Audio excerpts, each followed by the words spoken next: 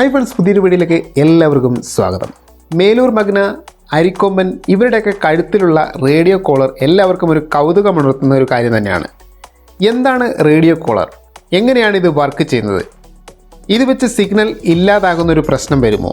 അതോ ഫോറസ്റ്റുകാർ കള്ളം പറയുന്നതാണോ? പിന്നെ മറ്റൊരു സംശയമാണ്, ഇതിൻ്റെ ഒരു ബാറ്ററി ബാക്കപ്പ് എത്രയാണ്? കാലാകാലം ഇത് പ്രവർത്തിക്കുമ്പോൾ ഇതിൻ്റെ ബാറ്ററി ചാർജ് തീർന്നു പോവില്ലേ? പിന്നെ എങ്ങനെ ഇത് റീചാർജ് ചെയ്യും? ഇതിൻ്റെ എല്ലാം മറുപടിയാണ് ഇന്നത്തെ ഒരു വീഡിയോ എന്ന് പറയുന്നത്. അപ്പോൾ വീഡിയോ എല്ലാവരും സ്കിപ്പ് ചെയ്യാതെ മുഴുവനായിട്ടും കാണുക. വീഡിയോ കാണുന്നതിന് മുമ്പ് തന്നെ ഒരു ലൈക്ക് ബട്ടൺ ഒന്ന് അമർത്തിയേക്കുക.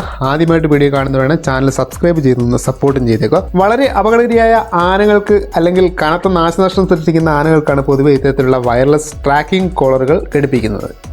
അപ്പോൾ എല്ലാവരുടെയും സംശയമായിരിക്കും, ഒരു 2 ആഴ്ച മുമ്പ് മാനന്തവാടി ടൗണിൻ്റെ മധ്യഭാഗത്തായി നിലയുറപ്പിച്ചിട്ടുണ്ടായിരുന്ന വളരെ സാധുവായ, ആരെയും ആക്രമിക്കാത്ത, ഒരു നാശനഷ്ടവും ഉണ്ടാക്കാത്ത തണ്ണീർ കൊമ്പനും ഉണ്ടായിരുന്നുവല്ലോ റേഡിയോ കോളറിനൊക്കെ. അതെന്തുകൊണ്ടാണ് എന്നൊക്കെ ആയിരിക്കും പലരും ഇപ്പോൾ ചിന്തിക്കുന്നത്. എന്നാൽ തണ്ണീർ കൊമ്പൻ മുമ്പ് കർണാടകയിൽ വ്യാപകമായി കൃഷിനാശം അഴിച്ചുവിട്ടിട്ടുണ്ടായിരുന്നു. ഈ ഒരു കാരണത്താലാണ് തണ്ണീർ കൊമ്പനും ഇത്തരത്തിൽ ട്രാക്ക് ചെയ്യുവാനായിട്ട് റേഡിയോ കോളർ ഘടിപ്പിച്ചിട്ടുണ്ടായിരുന്നത്. റേഡിയോ കോളർ പൊതുവെ 3 ടൈപ്പായിട്ടാണ് വരുന്നത്.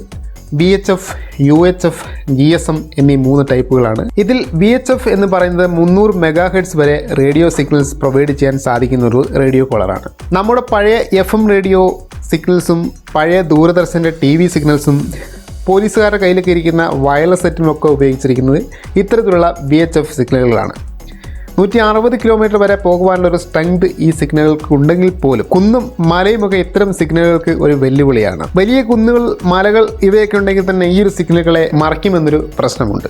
അതുകൊണ്ട് തന്നെ റിസീവർ കൊണ്ട് ഇറങ്ങി നടന്നാണ് ഇത്തരത്തിൽ ആനകളെയൊക്കെ ട്രാക്ക് ചെയ്യുന്നത്. പിന്നീട് അൾട്രാ ഹെഡ്സ് ഫ്രീക്വൻസി റേഡിയോ സിഗ്നൽസും ഉപയോഗിക്കുന്നുണ്ട്. 300 MHz മുതൽ 3 GHz വരെയാണ് ഇതിൻ്റെ ഒരു സിഗ്നൽ സ്ട്രെങ്ത് എന്ന് പറയുന്നത്. ഈ ഒരു റേഡിയോ കോളറിനെ പറയുന്ന പേരാണ് UHF എന്ന് പറയുന്നത്. പിന്നീട് വരുന്നത് GSM ആണ്. ഇത് വർക്ക് ചെയ്യുന്നത് മൊബൈൽ സിഗ്നൽസ് ഉപയോഗിച്ചിട്ടാണ്. അതായത് ഒരു GSM സിം കാർഡ് ഉപയോഗിച്ച് ടവർ ടു ടവർ കണക്ട് ചെയ്തിട്ടാണ് ഈ ഒരു GSM വർക്ക് ചെയ്യുന്നത്. ഇത് ഏറ്റവും ചിലവ് കുറഞ്ഞൊരു രീതിയാണെങ്കിലും മൊബൈൽ ടവർ സിഗ്നൽ ഇല്ലാത്ത സ്ഥലത്ത് ഇതുകൊണ്ട് യാതൊരു പ്രയോജനവും ഉണ്ടാകില്ല എന്നതാണ് പ്രധാന സവിശേഷത. പ്രത്യേകിച്ചും ഒരു വൈൽഡ് ആനിമലിനെ ട്രാക്ക് ചെയ്യാൻ ഉപയോഗിക്കുമ്പോൾ ഫോറസ്റ്റ് ഏരിയയിൽ വേണ്ടുന്ന റേഞ്ച് ഉണ്ടാവില്ല എന്നതാണ് സത്യം. നമ്മുടെ മൊബൈലുകളിലൊക്കെ ഉപയോഗിക്കുന്ന അതേ സിഗ്നലുകളാണ് ഇതിൽ ഉപയോഗിക്കുന്നത്. ഇത്തരത്തിലുള്ള കുഴപ്പം പിടിച്ച ആനകളെയൊക്കെ ട്രാക്ക് ചെയ്യാൻ ഉപയോഗിക്കുന്നത് ആദ്യം പറഞ്ഞ VHF, UHF എന്നീ സാറ്റലൈറ്റ് ട്രാക്കിംഗ് കോളറുകളാണ്. ഇതിന് ആകാശത്തുള്ള സാറ്റലൈറ്റ് സിഗ്നലുകൾ മാത്രം വേണ്ടി വരുന്നതുകൊണ്ട് ഭൂമിയിൽ എവിടെയാണെങ്കിലും ഈ ഒരു ജീവിയെ ട്രാക്ക് ചെയ്യുവാനും സാധിക്കുന്നതാണ്. സാറ്റലൈറ്റ് കോളറുകൾ നിർമ്മിക്കുന്ന കമ്പനികൾ പ്രധാനമായും America, Sweden, Germany, south Africa തുടങ്ങിയ രാജ്യങ്ങളിലുള്ളവയാണ്. ടെലോണിക്സ് എന്ന അമേരിക്കൻ കമ്പനി, സൗത്ത് ആഫ്രിക്കയിലെ AWT എന്നിവയ്ക്കാണ് ഈ കമ്പനികൾ എന്നത്. AWT എന്ന കമ്പനിയുടേതാണ് നമ്മുടെ നാട്ടിലൊക്കെയുള്ള പ്രധാന കൊമ്പന്മാരുടെയൊക്കെ കഴുത്തിലുള്ളത് എന്നതാണ് സൂചന. ഇതാണ് കോളറിൻ്റെ ഒരു ഡിസൈൻ ലേഔട്ട് എന്നത്. GPS, GSM, സാറ്റലൈറ്റ് ഇവയൊക്കെ മുകളിലും ബാറ്ററി, ഇലക്ട്രോണിക്സും ഒക്കെ താഴെയുമായിട്ടായിരിക്കും ഇതിൽ കൊടുത്തിട്ടുള്ളത്. ഈ ആൻറ്റിന ഭാഗം ആനയുടെ മുകളിൽ നിൽക്കാൻ താഴെ അതിനേക്കാളും വെയിറ്റ് ഉണ്ടാവും. ബെൽറ്റിനുള്ളിൽ കൂടിയായിരിക്കും ഇതിൻ്റെ ഒരു കണക്റ്റിംഗ് കേബിൾ കൊണ്ടുപോയിരിക്കുന്നത്. ബെൽറ്റ് നിർമ്മിക്കുന്നത് ഒരുതരം പ്ലാസ്റ്റിക് മെറ്റീരിയൽ ഉപയോഗിച്ചിട്ടാണ്.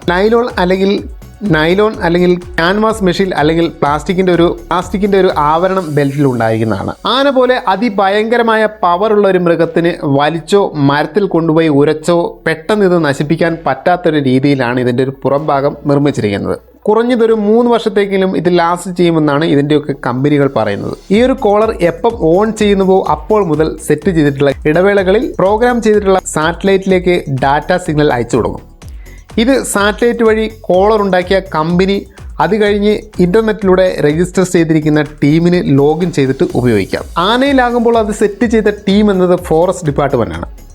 അപ്പോൾ അവർക്ക് ഒരു സിസ്റ്റത്തിലൂടെ ലോഗിൻ ചെയ്ത് ഈ ഒരു ആനയുടെ കറക്റ്റ് ലൊക്കേഷൻ, ഇതുവരെ ഏതൊക്കെ ലൊക്കേഷനിലൂടെ സഞ്ചരിച്ചു എന്നുള്ളതിൻ്റെ മുഴുവൻ ഡീറ്റെയിൽസും കാണുവാനായിട്ട് സാധിക്കും. പിന്നെ ചില സമയങ്ങളിലൊക്കെ നമ്മൾ വാർത്തകളിലൂടെ കേൾക്കാറുണ്ട്, ആനയുടെ സിഗ്നൽ കറക്റ്റായിട്ട് കിട്ടുന്നില്ല, ആന എവിടെയാണ് ഉള്ളതെന്ന് അറിയാൻ സാധിക്കുന്നില്ല എന്നൊക്കെ.